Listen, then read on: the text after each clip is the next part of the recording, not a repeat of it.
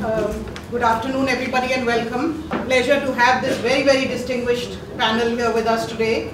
And also this audience, I think, and especially to see the young people in it. Oxfam India has been working on property rights for women for a long time. One of the things we realize is that when we use the term farmer in India, it's not necessarily a picture of a woman that springs to mind.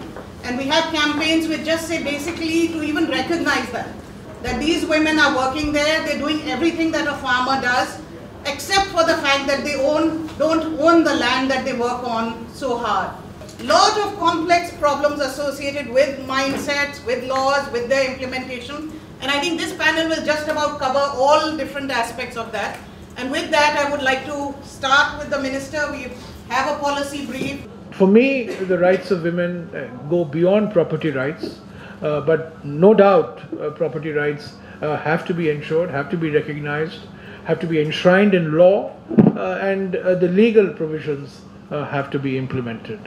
Indian agriculture, if you look at all the papers that are published on Indian agriculture, it's about input prices, fertilizer subsidy, power subsidy, procurement prices, but there are very few, other than of course Bina's work, very few which have talked about and dealt with the growing feminization of Indian agriculture. So this gender dimension of agriculture is indeed very important. Very recently my ministry brought out a national land reforms policy. There are many sections in the land reform policy that deal with gender equality, with gender rights, the rights of women landowners. If we have a policy that ensures that land acquisition will not be done unless resettlement and rehabilitation is ensured fully, then I think automatically many of the issues that are dealt with in the policy briefs will be addressed. I will take the policy briefs with me, and we will certainly try to see how the recommendations contained in the policy briefs get reflected more fully and in a much more direct way in some of the programs that my ministry runs. It's actually property rights is the flavor of the month. There are so many conferences going on now. But in 1994, when my book, A Field of One's Own, came out, and Jairam, Ramesh and I had a conversation about it on his breakfast show, virtually nobody was talking about it.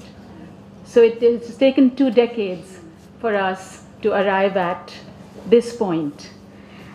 Now, where are we, therefore, on this? Of course, laws are not enough. Who wouldn't agree with that? But awareness of the laws are very, very, very important. The government has legal aid. You know, you have actually quite a good policy on legal aid and so on, but it's not connected. People don't know about it, women can't access it. Perhaps we should have a mobile van service like the health service to go to every panchayat, let's say on the Monday of every week, with a lawyer who gives you information and says, look, these are your rights, and have a referral system saying if you want to claim it, then maybe these are the lawyers you could move to. In the 11th plan, which is where we started the process of trying to introduce gender into the plan as a cross-cutting theme, in the 12th plan, the roadmap goes a step further, exactly in the area of women and land. The subject which is exercising us today on women, children and nutrition, which is one of the subjects I look after, we have created a matrix which holds other sectoral ministries responsible for women, children and nutrition. Because this is certainly not anything which can be relegated to one sector. I think it's a sensible thing, it's a grueling thing. It's not easy because it means that it's the nitty-gritty. It's not so glamorous, but I think that is the course that moves us forward. The 12th plan is unprecedented in the amount of civil society engagement, thanks to Saidaji and others, where all of us got involved and the whole planning commission members toured the country, got inputs not just from civil society but from the communities themselves to design a great document.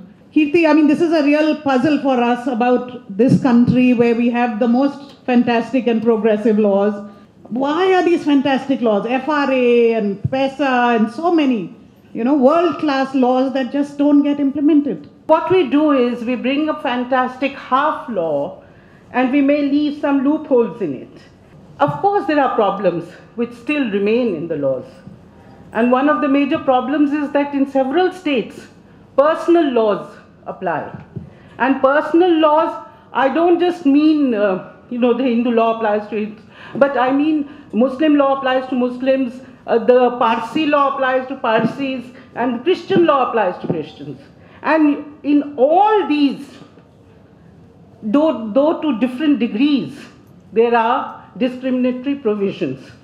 There are also other problems with inheritance, with how a woman's property is inherited, for instance. It's not enough to change inheritance laws. I think we need to look at other property rights as well, because women need to have an equal right to marital property, which we don't have in this country.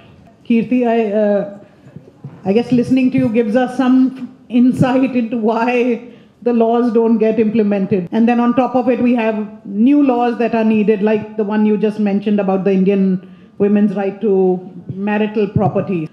With that, I'd like to now invite Professor Zoya Hassan. So you work a lot on gender equality. Maybe you could shed some light on this from your perspective. Thank you. I think that we need to really go beyond property rights, which is that the principal issue, as far as I can see, is really the economic rights of women, because they're just property rights, important as they are not going to benefit everyone. And I think the time has come to say that at least as far as economic rights are concerned, economic rights, inheritance, property, and so on and so forth, there has to be some uniformity across communities. Finally, I think all of this obviously requires greater women's mobilization. And I think that is the need of the hour. And in this connection, I want to congratulate Oxfam for taking this very excellent initiative of give women their share.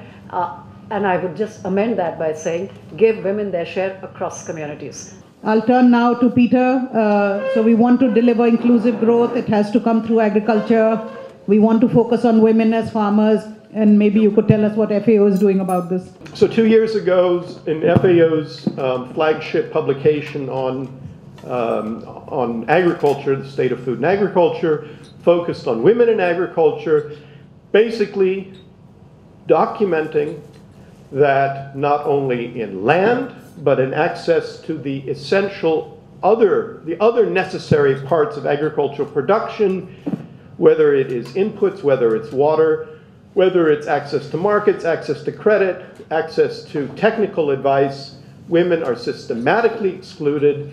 And if, just on the land that women operate now in the world, if women had access to all the other parts of production and access to the full use of the land, the world's agricultural production would go up 3 or 4%.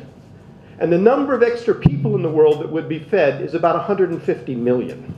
All the data that FAO assembled indicated there's a tremendous gap. This requires tremendous attention, and the benefits to the world would be tremendous. So Greg, we are ending with you so that you can inspire us and leave us with hope that there is, we can implement the most complex laws under the most complex situations.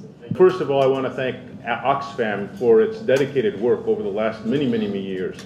So if you look in Orissa and you see a progressive government trying to implement homestead across the state to make sure that every landless family has a title, pata, to land. And in the process of doing this and working with the communities, what became apparent is that women go uncounted. They're invisible. Because they were not counted, we're not receiving land, and we're not receiving land from the state government schemes. Some of the reactions from the government officials is, we never thought about this. It's not just a woman's thing. It's our thing. It has to do with our families. It has to do with the future.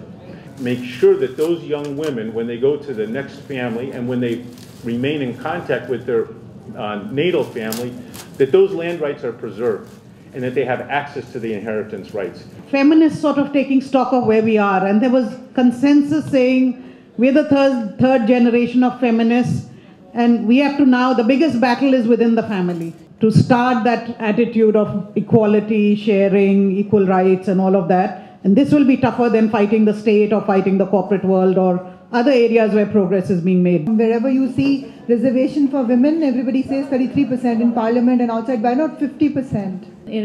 Ross Cantor, who teaches in the Harvard Business School, said that There is a token minimum, which doesn't make much of a difference, 15%, and then as you go up, it makes a significant difference. There's no reason to stop there, and Rwanda was one of the first countries to actually take it to 50% in legislatures. How secure widows are in landownings, and how much they are actually discouraged from remarrying because of these disqualifications. Very few families actually take very good care of their own widows within the family. In fact, they're seen as a liability.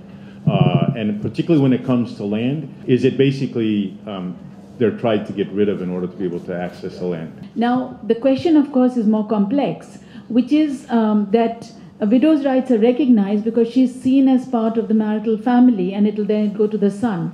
So if women have sons, they're more likely to inherit. If they don't have sons, they're not. So very, very, very large and unfinished agenda, but a very exciting one. I think this lies at the heart of what we call empowerment, transformation, and all of those words. And we are certainly very committed to it, and we are very excited to see all of you here who I hope will join hands. And thank you all for coming.